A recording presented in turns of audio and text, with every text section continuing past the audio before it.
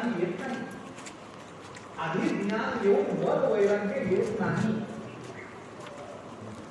आधी मान्यता प्राप्त झाली मग कधीतरी वैराग्य आलं.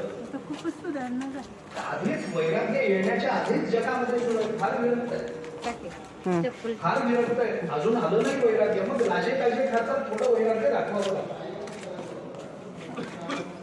मान्यता आधी येऊन मग वैराग्य नाही, मग ज्ञान नाही. जो क्रम श्लोकामध्ये समर्थांच्या वर्णना करता दिलेला आहे तो आपल्याला मोडायचा नाहीये.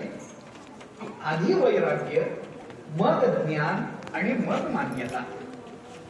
कारण मान्यता ही मिळवण्याची गोष्ट नाहीये, ती ज्ञानाच्या मागोमाग येते. वैराग्य आणि ज्ञान हे प्रयत्नपूर्वक संपादन करावं लागतं. लक्षात घ्या,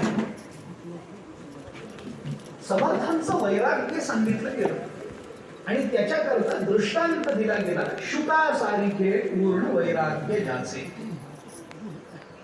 शुकासारखं ज्यांचं पूर्ण वैराग्य आहे. आता हे शुकाचार्यांचं चरित्र मला माझ्या मर्यादित वेळेमध्ये